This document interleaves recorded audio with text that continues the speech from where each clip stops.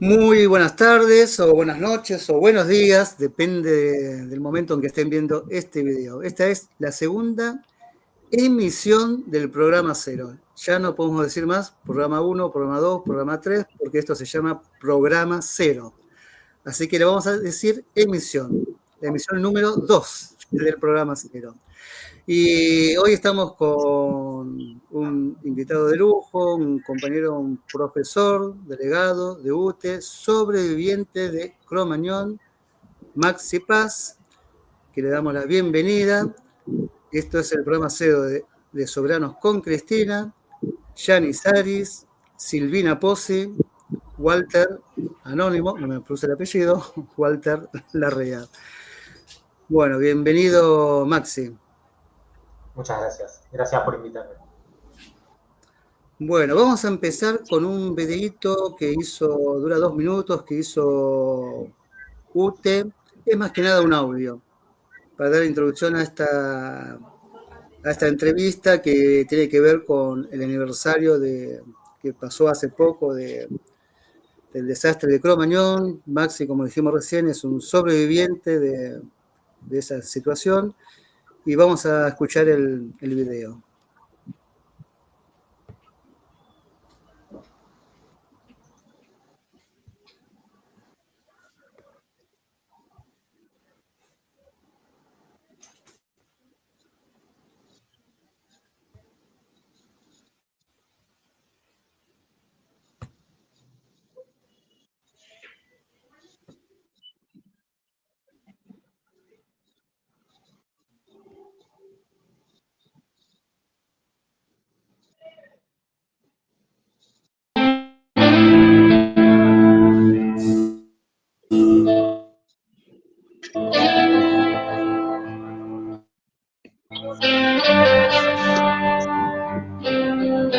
...22:50 en el corazón de Buenos Aires, 11, República de Cromañón.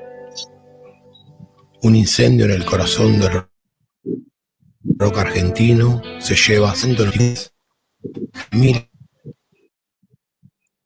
de heridas que ahorran. Más de 1.400 personas quedaron heridas, marcadas para siempre, y una juventud solidaria que dio todo por salvar a los suyos.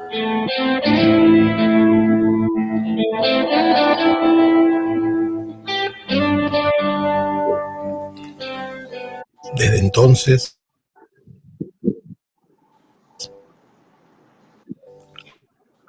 la tragedia de Cromañón no solo vive en las familias y los sobrevivientes, sino también en las aulas. Una fecha de reflexión, un recordatorio de que educar es prevenir. Pero, ¿se cumple realmente este compromiso?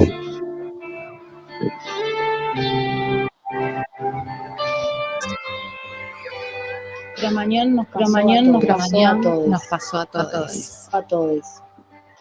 Este podcast abre un espacio para repensar el rol de la educación en la construcción de la memoria colectiva. Invitamos a compartir sus historias y sus aprendizajes, para recordar, reflexionar y resistir desde la memoria.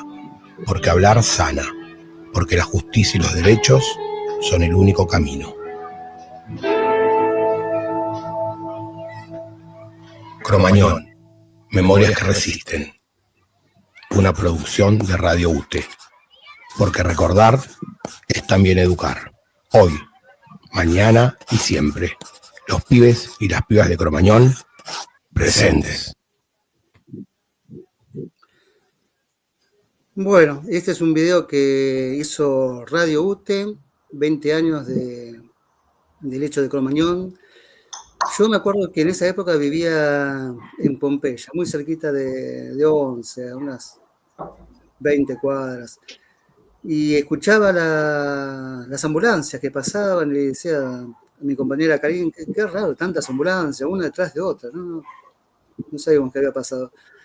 Mi hija tenía 9 años en ese momento y mi casa era un PH que daba una terraza y se escuchaba bastante clarito, ¿no? De subir a la terraza. Después nos enteramos de la tragedia.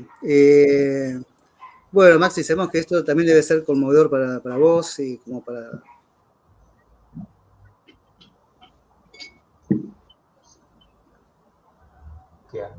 Quedaste congelado, me parece. Sí, quedaste como congelado. Sí, hay como un delay también en la Sí. imagen. Que es una herramienta nueva, entonces estamos probando y conociendo, ¿viste? Ahí aparece, ahí se descongeló. Sí, tengo unos problemitas que con el Wi-Fi, que no, creo que no es Wi-Fi, sino es la netbook, pero bueno. No, decía simplemente que nos parece que, bueno, que hay que, no, justamente no hay que dejar en el olvido esta situación, estos hechos, hay que hacerlos presente y bueno, un poco la idea es esa, ¿no? Además, que ¿por qué hay que tener presente Cromañón hoy en día? Bueno, en principio creo que hay que tenerlo presente, parece como algo trillado lo que voy a decir, pero efectivamente creo que es así, hay que tenerlo presente porque hay que pelear para que no se repita y para que también podamos tomar conciencia como sociedad de los peligros que nos acechan a todos y a los jóvenes y a las jóvenes en particular, cuando quedamos en manos de personas que se guían solamente por la lógica de la ganancia, ¿no? Recordar Cromañón es también poder pensar en la manera en la que organizamos nuestra sociedad y la manera en la que organizamos también la manera de divertirnos, la manera de expresarnos, ¿no? Y que en esas formas de organización tiene que haber algo más que la guita, ¿no?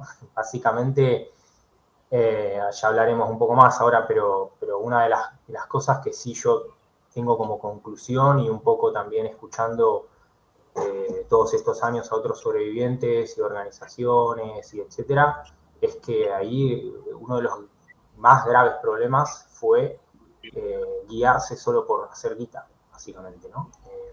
Si uno repasa cada una de las cosas que estuvieron mal y que llevaron a ese desenlace, siempre hay guita de por medio, ya sea en el empresario que quiere ahorrar costos, en el administrador que quiere vender más entradas, incluso en la banda que quiere meter un montón de gente, en el funcionario que habilita sin mirar, en el bombero que mira para el costado, en el policía que acepta la coima, en el poder político que mira para otro lado o que busca hacer un negocio con esas coimas. Siempre está la guita de por medio, o sea, siempre está el priorizar hacer más plata, en lugar de priorizar los cuidados, los derechos y un montón de otras cuestiones, la salud, ¿no? Y un montón de otras cuestiones, y eso me parece que es un punto fundamental, o sea, recordarlo, pero también entendiendo eso, que justamente no es una tragedia, es una consecuencia lógica de actuar solo teniendo en mente hacer dinero. Por lo tanto, recordar Cromañón, por un lado, para mí es muy importante para eso, para poder modificar esa manera en la que organizamos esta sociedad. Y en segundo lugar, para la propia salud mental de los sobrevivientes y los familiares de las víctimas fatales, porque aunque parezca raro por ahí para quien lo vea afuera, aunque pasen los años sigue siendo muy difícil hablar. Uno piensa que, bueno, que pasan 5, 10, 15, 20 años y bueno, ya está, y la verdad es que no.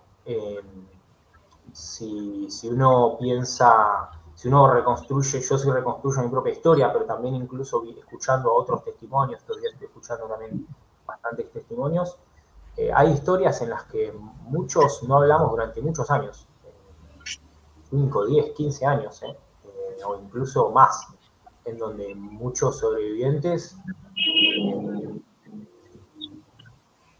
de alguna manera pasamos como un primer momento y después fue como, bueno, listo, no tengo más nada que ver con esto. Incluso mucha gente que se alejó incluso hasta de la pelea por justicia, porque de verdad hay una dificultad muy grande para poder hablar, ¿no? Así que esa sería la otra segunda pata que me parece importante. Sí.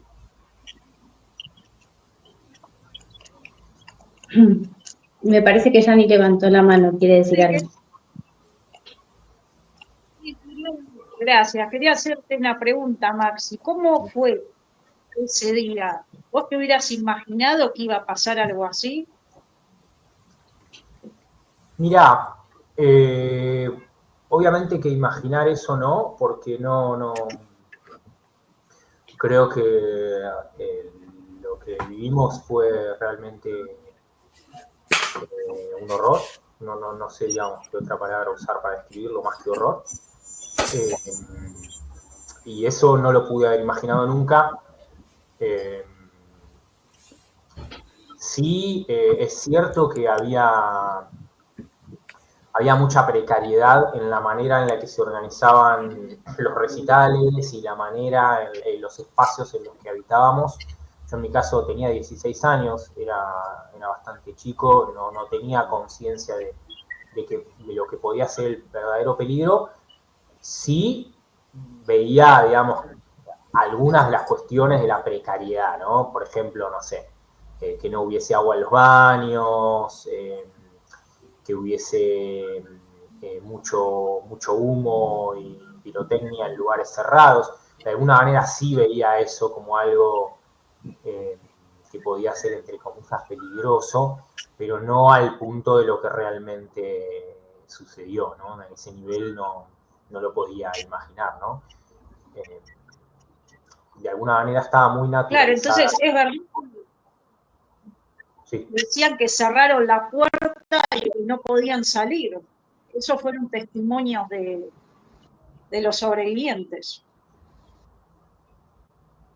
Sí, no, o sea, el nivel de falencias del lugar está clarísimo, fue demostrado después en los juicios,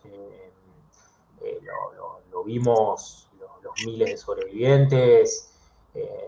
No es solo un problema, o sea, fueron realmente muchísimos problemas, y algunos muy básicos, ¿no? Como por ejemplo que los matafuegos estuviesen despresurizados, que algunos no tuviesen carga, que las salidas de emergencia se abriesen al revés. Vieron que las salidas de emergencia tienen como una manija muchas veces que se hace como que se empuja, justamente eso es para evitar las estampidas, ¿no? Bueno, esta se abrió al revés, por lo tanto, en cuanto se presiona hacia ahí, no se puede abrir. Había puertas de emergencia señalizadas, por lo cual en la oscuridad vos veías que esa era la salida, y cuando llegabas esas puertas estaban cerradas con candado. Estaban bloqueados los extractores de aire del techo, porque se habían hecho canchas de fútbol en el techo para alquilar canchas de fútbol y hacer más plata, como decía antes.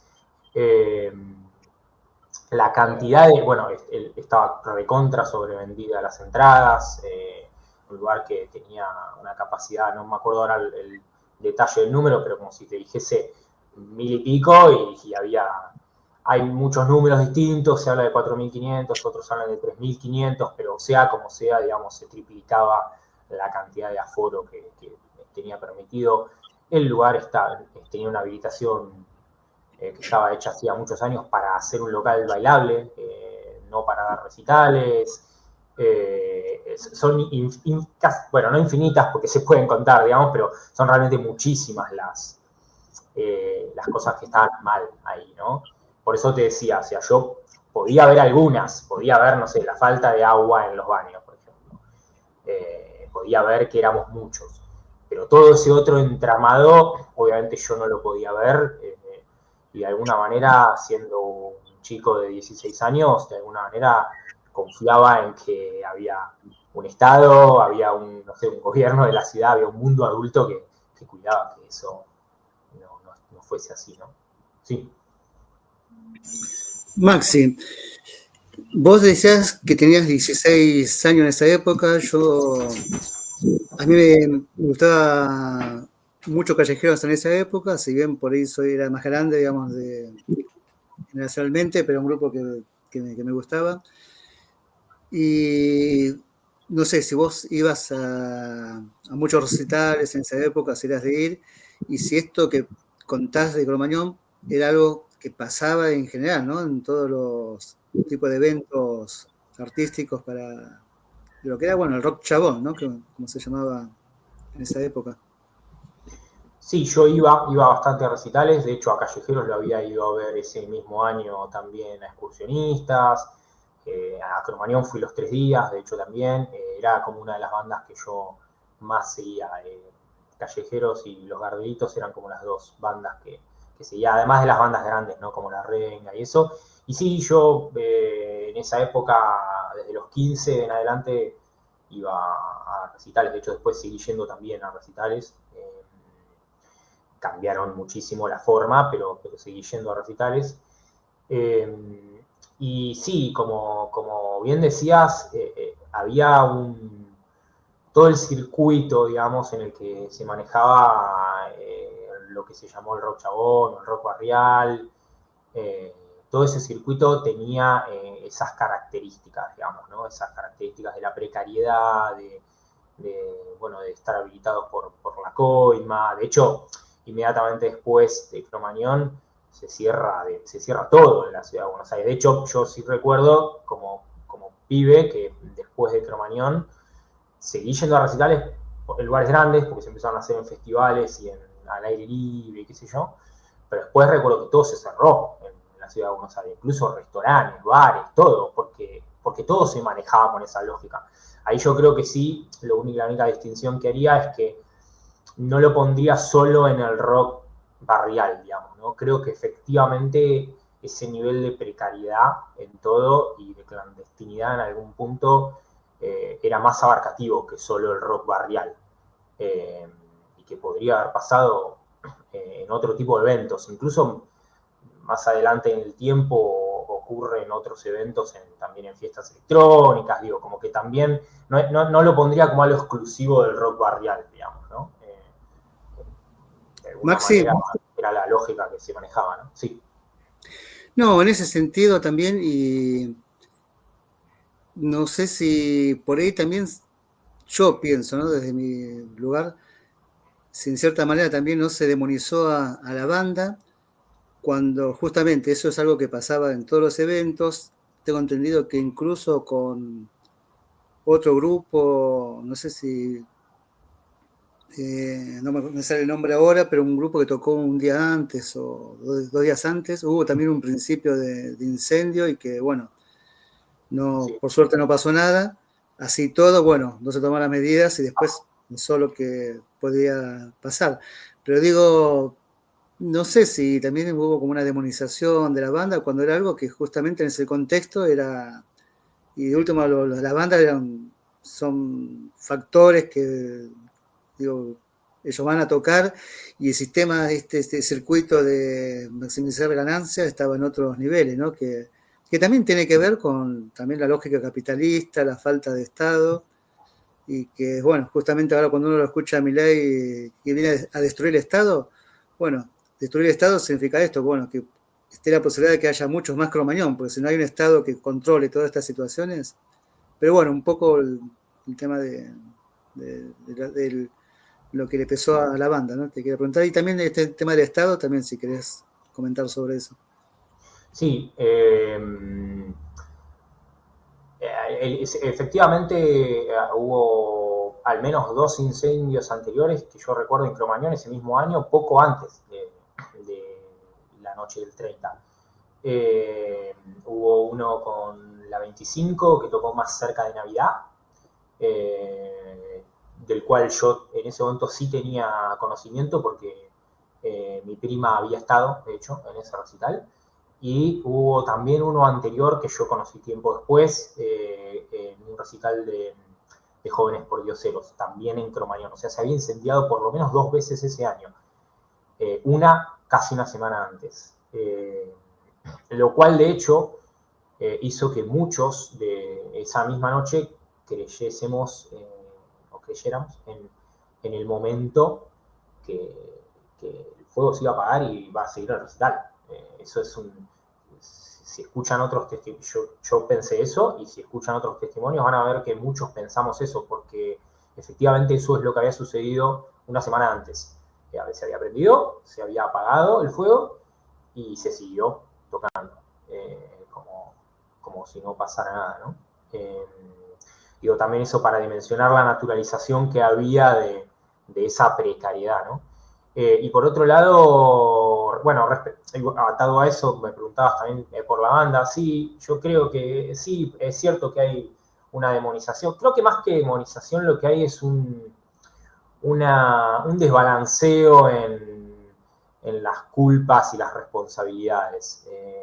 Yo no soy juez, no soy abogado, y sí tengo como ahí una posición personal, que es que yo no creo en la justicia por mano propia, y no creo que como sobreviviente yo tenga que decir quién tiene la responsabilidad y la culpa. Tengo mis pensamientos personales, pero yo no leí ni el Código Penal, ni digo, creo que no me corresponde a mí decir quién tiene culpa y quién tiene responsabilidad. Tengo algunos pensamientos. Lo que sí veo a nivel general es un desbalanceo. O sea, creo que lo que se hizo fue enfocar mucho en esto, en el rock barrial, que justamente de hecho se lo nombra así, ¿no? Como rock chabón, como una cosa medio como de segunda mano dentro del rock nacional.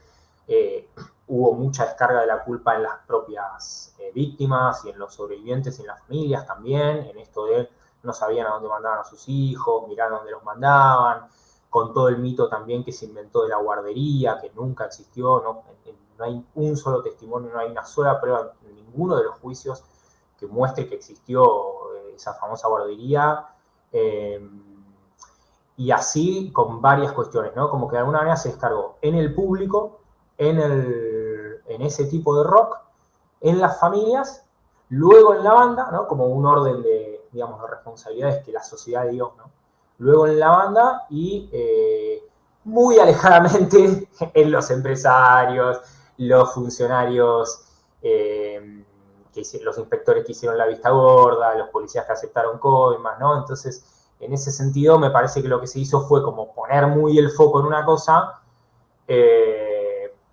porque de alguna manera creo que eso también calmaba a la sociedad o le mostraba a la sociedad, bueno, este fue el problema, entonces el problema no es todo lo demás, como vos decías, no es el capitalismo que hace que actuemos por la lógica de la maximización de la ganancia, el problema no es el gobierno que tenemos en la ciudad, el problema no es el problema es esta gente que no se cuidaba, que no sabía dónde estaba, estos tipos que tocaban en cualquier lado, ¿no? De alguna manera. Después, ya vi la pregunta, pero después sí, en cuanto a responsabilidades, yo personalmente sí creo que hay una responsabilidad en la banda, pero como te digo, no tengo el Código Penal en la mano, y de alguna manera pasaron los juicios, hubo condenas, y yo no guardo ningún tipo ahí de rencores, ni creo que yo pueda opinar sobre cuánta responsabilidad hay. Creo que hay una cierta responsabilidad en dejarse llevar en una reventa de entradas, en dejar pasar pirotecnia, etcétera, etcétera. Porque una pequeña aclaración, y ya voy a la pregunta, a mí esa noche me revisaron hasta las zapatillas, hasta la plantilla de las zapatillas. Por lo cual pirotecnia no había forma de pasar, bengalas. Salvo que entraras por el VIP o por alguna otra puerta, y ahí me parece difícil despegar a la banda, pero bueno, digamos. Creo que sí el problema más grave está en otro lado, como vos decías, en esto, en la lógica de la maximización de la ganancia y el Estado ausente. Que por eso me parece, y ahora perdona la pregunta, por eso me parece también que en este contexto actual, donde efectivamente, como decís, tenemos de presidente a alguien que dice vengo a destruir el Estado, es más que nunca hay que poder volver a decir, como vos decías, y coincido, bueno, que no haya más Estado es que haya más cromañones, pero es 2 más 2, digamos, no hay mucho que pensar ahí. Sí. Sí, te escuchaba recién y pensaba, porque Cromañón marcó un antes y un después, fue una bisagra para el mundo del rock, porque básicamente lo que vos decías, esto no pasó, da la casualidad que se dio en Callejeros, pero podría haber pasado con cualquier otra banda. No sé si fue el destino, la suerte o como le quieras poner, pero claramente hace poco estaba viendo un documental que bueno, cumpliéndose ya los 20 años del hecho de la masacre de Cromañón, mostraban cómo, un poco lo que vos estabas comentando recién, se cambió la forma de organización. Eso lo tuvieron que entender. Por un lado, los representantes, las bandas y también el público, porque era usual que usaran bengalas. Entiendo eso, porque era como parte de la mística, ¿no? Eso por un lado. Y tomar conciencia al público, digamos. Y por otra parte, también se generó como una toma de conciencia. Eso por ahí fue la parte para rescatar positiva. Te quería preguntar eso, con respecto a eso, ¿cómo lo ves? Y en el tiempo si se fue cumpliendo, ¿no? Y después la otra parte más política, porque en ese momento quien era jefe de gobierno era Aníbal Ibarra, que bueno, era de los intendentes o jefes de gobierno que ha habido, antes se llamaban intendentes, fue como se podría decir el más progresista, después nunca más fue posible que en la ciudad de Buenos Aires haya un gobierno de corte progresista, digamos. Él tuvo obviamente claramente una responsabilidad política, de hecho un juicio político, el cual le tuvo como resultado que él saliera, digamos, se destituyera y obviamente fue la muerte política de Aníbal Ibarra. En eso, da la casualidad que se monta en eso Mauricio Macri. Y Mauricio Macri hizo un uso político. Pero la pregunta en sí es, ¿vos creés que se saldó la deuda con todos esos chicos que, bueno, hoy no pueden lamentablemente dar testimonio? ¿Se hizo real, verdadera justicia? ¿O crees que todavía sigue sobrevolando el fantasma de Cromañón porque realmente nadie se lo tomó como debería habérselo tomado, sino fue un poco un uso político y otro poco obviamente fue como un pase de manos de responsabilidades?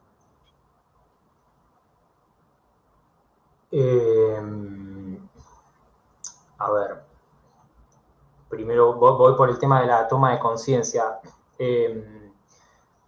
A mí no me queda tan claro que se haya tomado esa conciencia tan profundamente. Entiendo que inmediatamente después de lo ocurrido hubo que tomar medidas y se tomaron.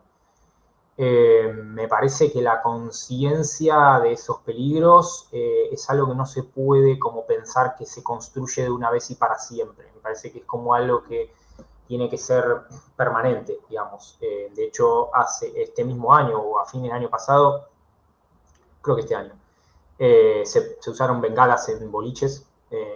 Pibes de hoy de 19, 20 años prendieron bengalas en boliches y las agrupaciones de lo que se conoce como el universo Cromañón salieron a dar enseguida como el alerta y a tratar de interpelar porque de alguna manera se siente que no está esa conciencia justamente.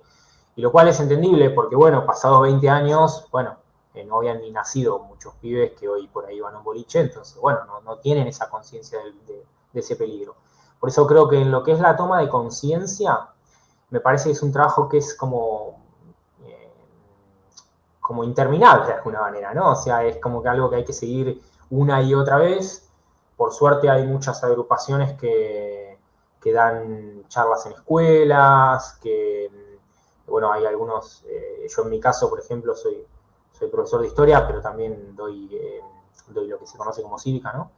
Y trabajo el caso, y de alguna manera se intenta como eso, constantemente reconstruir esa conciencia del autocuidado. Muchas organizaciones también enseñan a hacer RCP, ¿no? Como, bueno, pero me parece que eso es algo como permanente, o sea, me parece que no es posible por la propia dinámica, ¿no? de la existencia, digamos, siguen naciendo chicos y bueno, y hay que seguir concientizando una y otra vez. Después, como en cuanto a los usos políticos y las responsabilidades políticas,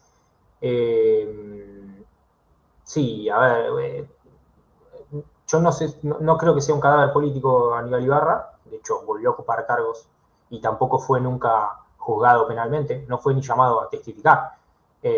Solamente tuvo un juicio político en el que se lo destituyó por la legislatura. Pero en lo penal nunca dio ninguna respuesta, a pesar de que incluso en entrevistas posteriores él mismo declara haber cambiado todo el cuerpo de inspectores de la ciudad. Por lo tanto, la responsabilidad es clarísima para mí. De todas maneras, eso no me impide ver el uso político que hizo el macrismo. De hecho, en su momento fue una de las cosas que a mí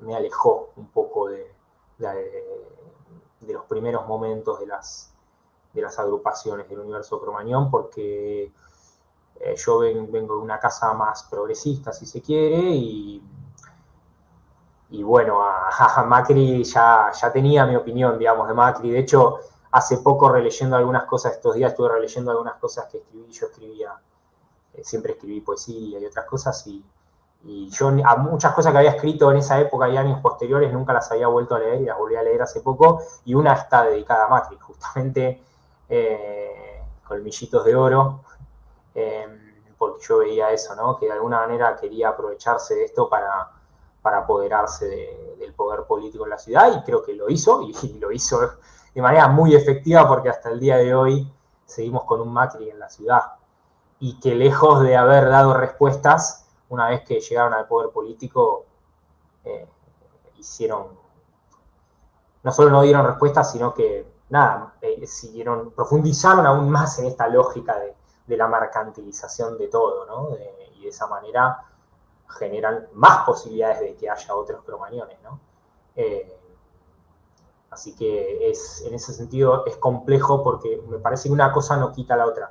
Parece que también hay que poder acostumbrarse a que en algunas cosas efectivamente la complejidad es la norma, ¿no? Entonces, que Aníbal Ibarra sea responsable no es contradictorio con estar en contra de que el macrismo utilice esto, ¿no? O sea, las dos cosas son ciertas para mí. El mundo es complejo, ¿no? No es que uno, por ponerse en contra de Macri, entonces tiene que defender a Ibarra, o por ponerse en contra de Ibarra tiene que defender a Macri, ¿no? Me parece que ahí el poder político, en todo caso, dio una vez más muestras de fallarle a la juventud y de fallarle a los ciudadanos en este caso de la ciudad de Buenos Aires, ¿no? Maxi, una pregunta. Vos sos profesor, bueno, sos justamente profesor, no sé si estás en más escuelas, pero por lo menos en una escuela que estás y que sos delegado de UTE, es la escuela donde fue estudiante Walter Bulacio, ¿no? Son dos hechos que se cruzan, o se te cruzan en tu caso. Pero te quería preguntar concretamente esta cuestión que entiendo se está llevando adelante desde, UTE creo que lo está impulsando, me imagino que con los colectivos de sobrevivientes de Cromañón, de llevar este hecho a las escuelas, considerar el Día de Cromañón en las escuelas como un recordatorio o una concientización de los cuidados, de lo que implica, ¿no? Para el hecho de Cromañón, para que, digamos, como algo aleccionador, o como algo, digamos, que tiene que ver con una enseñanza. Bueno, en concreto, vos, si ves efectivo, digamos, eso, hacerlo en las escuelas de tu lugar de sobreviviente de Cromañón y profesor de una escuela secundaria, y si efectivamente se está haciendo, si se está impulsando, o si hay problemas por ahí, digamos, para hacerlo con el contexto actual, ¿no? Social y político de la ciudad de Buenos Aires. Bueno, un poco eso. Mira, la verdad es que se hace, son muchas las agrupaciones, que antes decía el universo Cromañón, porque efectivamente son muchas las agrupaciones, no es que está todo unificado, lo que es sobrevivientes familiares, etcétera. Realmente hay como una diversidad muy grande, pero son muchas dentro de esa diversidad las que efectivamente hacen esto de dar charlas y de trabajar en las escuelas, y creo que sí es efectivo. Y es efectivo, te diría, en un doble sentido, porque creo que es efectivo porque genera concientización en los jóvenes, que de hecho, la verdad es que particularmente yo veo que se interesa mucho en el tema.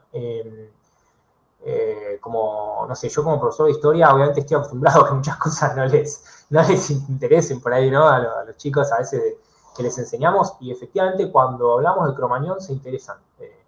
Es como que hay algo de cuando ven lo que pasó y ven los pibes, ¿no? Y se identifican de alguna manera. Y creo que eso hace tomar conciencia y que funciona. Sí, efectivamente creo que es efectivo. Para que, bueno, ellos puedan como esto, tener conciencia y en todo caso con las herramientas que puedan, hacer desde donde pueden, ¿no? O sea, desde elegir a dónde ir y a dónde no ir, hasta de repente exigir condiciones, ¿no? Poder ir a un lugar y exigir que esté en condiciones, que esté habilitado, que haya matafuegos, digo, desde eso hasta, bueno, como decíamos antes, ¿no? De repente tener conciencia del peligro de prender una bengala en un lugar cerrado, ¿no? Digo esto no en contradicción con lo que decía antes, ¿no? Digo, justamente ahí está la complejidad, ¿no? Es un trabajo infinito, pero que es efectivo.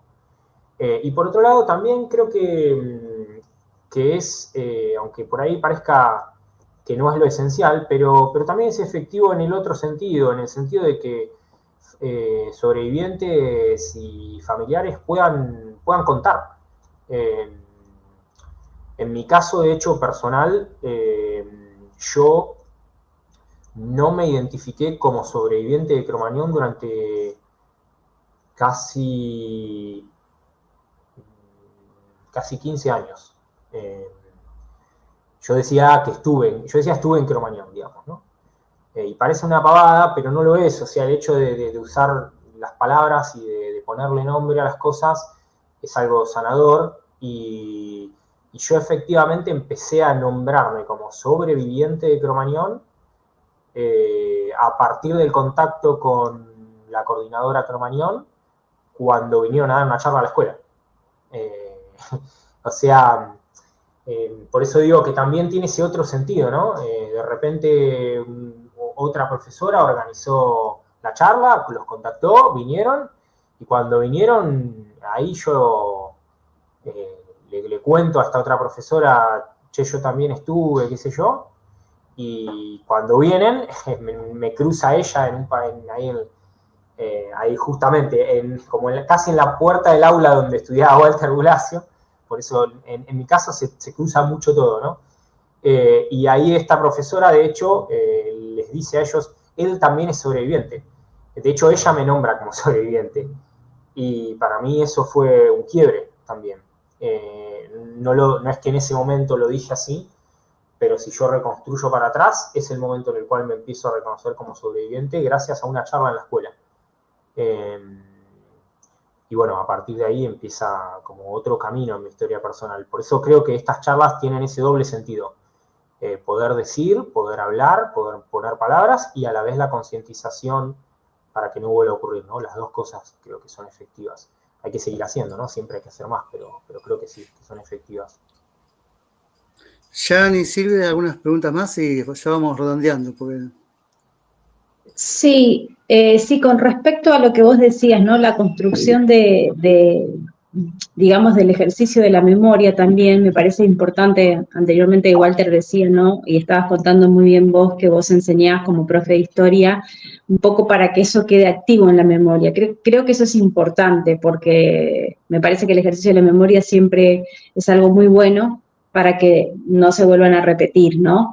Y yo había leído por ahí que no en todos lados, justamente tanto en provincia como en capital, siempre ocurre esto, ¿no? A pesar de que como vos decías, vos sí, por ejemplo, en tu materia lo enseñás, no en todos lados se da de esa manera, no es uniforme, digamos. ¿Qué pensás al respecto? ¿Por qué? ¿Qué hace falta para difundir más en el ámbito educativo, tanto en provincia como en capital? Sí, a ver, yo no conozco tanto provincia porque trabajo solo en capital, por lo cual ahí no podría responder, pero creo que en definitiva hace falta que sea más visible, que se pueda, digamos, de alguna manera, a ver, como toda fecha, tiene momentos donde se hace visible y momentos donde no, ¿no? Y bueno, ahora son los 20 años y entonces de repente, y salió la serie, y entonces de repente como que parecía que todo el mundo está hablando de eso, o por lo menos en mi mundo es como que de repente todo el mundo me habla de eso, de repente cuando durante muchos años prácticamente no, salvo puntualmente, como decíamos, en la charla en la escuela, etcétera. Entonces me parece que hace falta visibilizarlo más en términos generales para que se tome conciencia de la importancia de efectivamente llevar adelante estas charlas y tener estas conversaciones. Hay una ley, digamos, que instituye el 30 de marzo como día para hacer jornadas sobre Cromañón. Tiene su dificultad, porque como no es la fecha, ¿no? Eso también hace que sea difícil, pero bueno, la realidad es que si no, en el momento de la fecha no hay clases, entonces se entiende el porqué, pero bueno, eso hace que sea un poco más difícil. Y después creo que por ahí hace falta eso, como poder hablarlo más en términos generales como sociedad para que se entienda la importancia y se entienda que es como cuando de repente viene el 24 de marzo o viene otra fecha, que es algo que nos pasa a todos, digamos, ¿no? Como que no sea solamente, bueno, lo da el profe Maxi porque estuvo en Cromañón, no sé. No, tiene que ser un contenido efectivamente, no sé si obligatorio o por lo menos que se sepa que se tiene que dar. Creo que hay muchos docentes, de hecho, que ni siquiera saben que existe, digamos, esa fecha, y es lógico, porque nadie te lo dice, digamos, ¿no? Por ahí haría falta eso también, ¿no? Un poco de esa conciencia. Sí.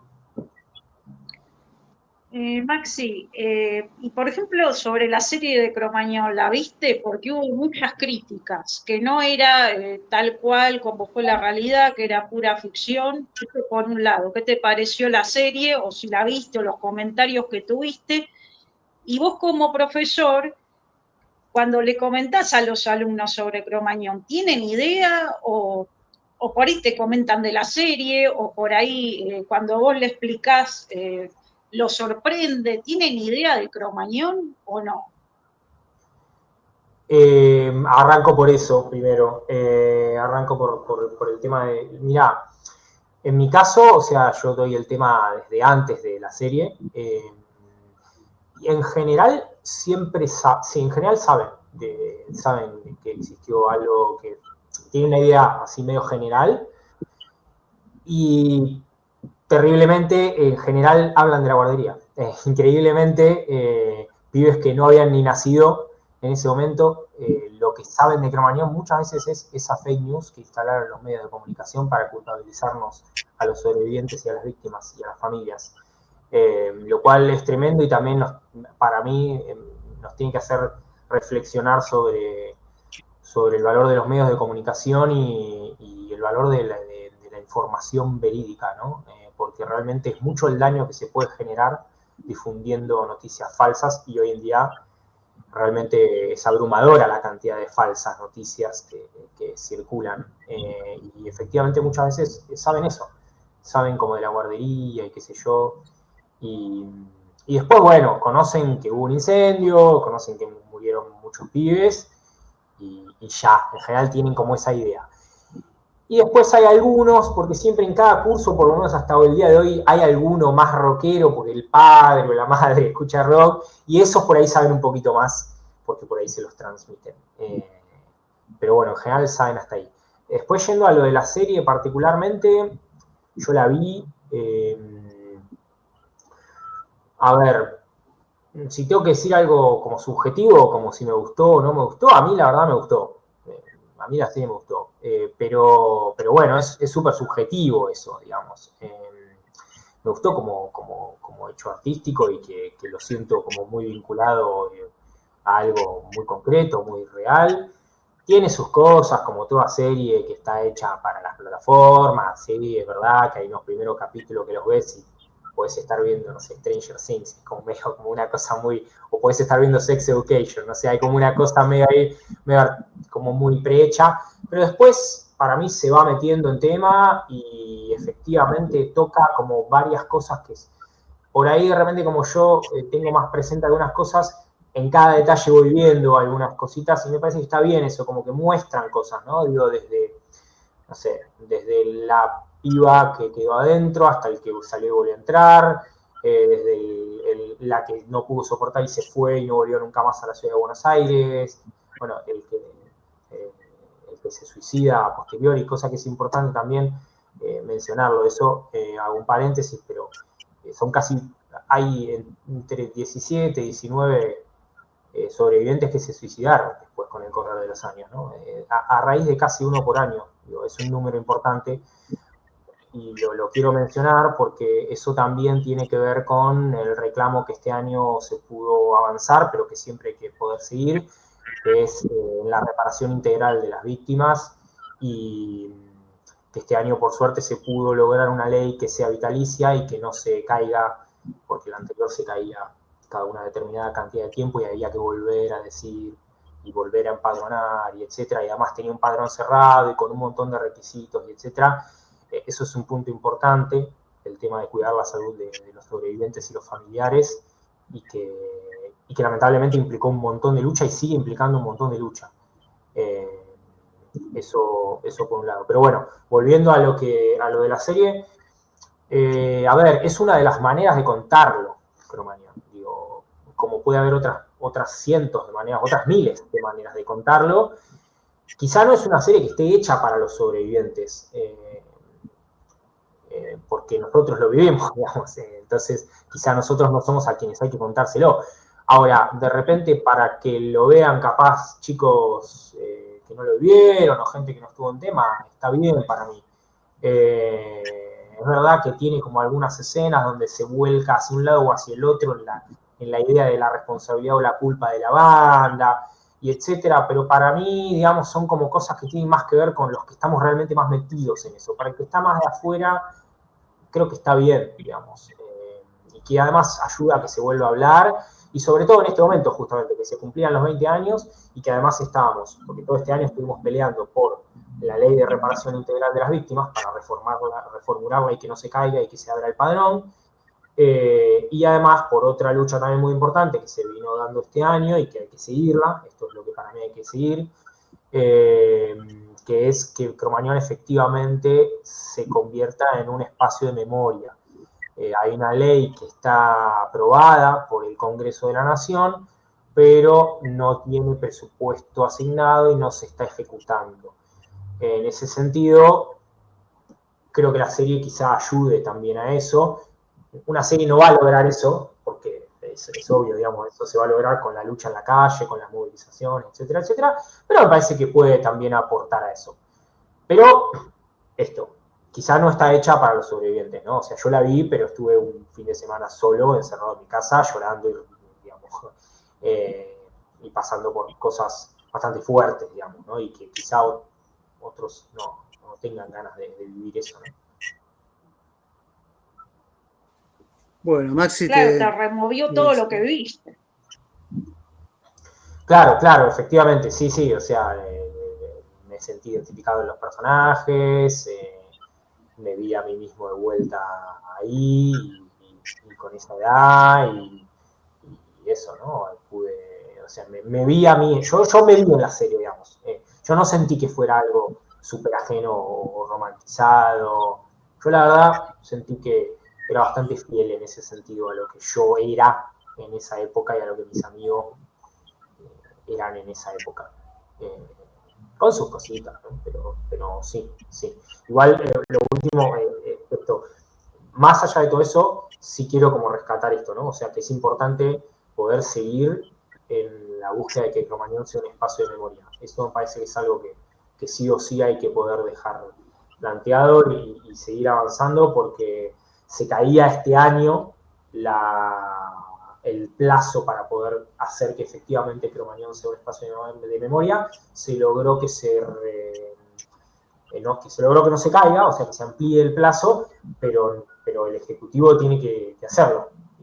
Y está difícil, ¿no? Porque como decíamos antes, tenemos en este momento un poder político en el Ejecutivo Nacional que prácticamente plantea lo contrario y que de hecho está cerrando, ¿no? Espacios de memoria. De hecho, ¿no? Claro. Ayer mismo o anteayer se anunció el cierre del Conti en la ex-ESMA y se están echando a todos los trabajadores de los espacios de memoria. Digo, casi que estamos totalmente a contramano, pero bueno, me sé que eso es importante poder... ¿El local está expropiado? ¿Pertenece al gobierno de la ciudad? El local se expropió, o sea, a partir de la ley de expropiación se aprobó en el Congreso.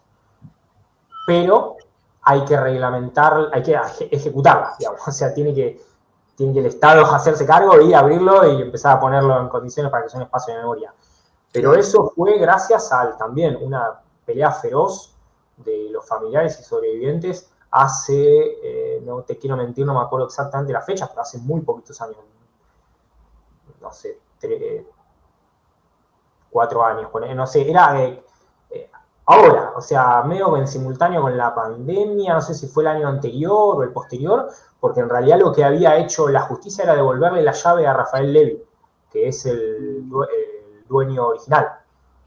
Habían terminado los juicios y la justicia dijo, bueno, listo, terminó el tema, tomá, y le dio la llave a Rafael Levy de vuelta, al mismo tipo que hizo que ocurriera Cromañón. Que de hecho lo primero que hizo fue contratar camiones para que fueran a vaciar el lugar y tiraron, dio la orden y lo hizo, de tirar pertenencias de los sobrevivientes que habían quedado adentro. Había quedado un montón de cosas, porque había quedado así el local, ¿no? Con todas las zapatillas y las cosas que quedaron adentro. Y la justicia le dio la llave y Rafael Levy agarró y tiró todo eso, digamos, ¿no? O sea, una locura total. Cuando fue esa locura, los sobrevivientes y los familiares empezaron o empezamos, digamos, bueno, yo a veces entro y salgo también un poco de eso, la verdad, pero a pelear para que esto se revirtiera, y ahí se hace la ley de expropiación que se termina aprobando en el Congreso y que estamos a la espera de que se reglamente. Bueno, Maxi, realmente muy claro de todo, estamos ya casi una hora charlando y esperemos que, bueno, aunque sea un granito de arena, podamos difundir y sirva para que no se pongan en el olvido Cromañón y que sirva como mensaje hacia el futuro. Bueno, Maxi, te agradecemos mucho y te liberamos del streaming. Bueno, no, muchas gracias a ustedes y obviamente que sí, todos estos espacios sirven para aportar a eso y para continuar esta lucha para que no se repita y para que Cromañón sea un espacio de memoria. Muchas gracias. Gracias a vos. Muchas gracias. Gracias.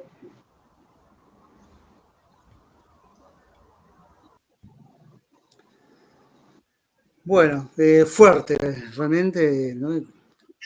Cuesta seguir un poco después del testimonio de Maxi, ¿no? Alguien que estuvo ahí o sea, la cantidad de gente aparte que murió porque volvió a entrar a sacar a sus propios amigos, compañeros que estaban y no salieron, digamos, toda una tragedia, realmente. Y hablar con alguien que estuvo ahí, que podría haber sido una de las personas que hubiese muerto, es algo fuerte, me parece.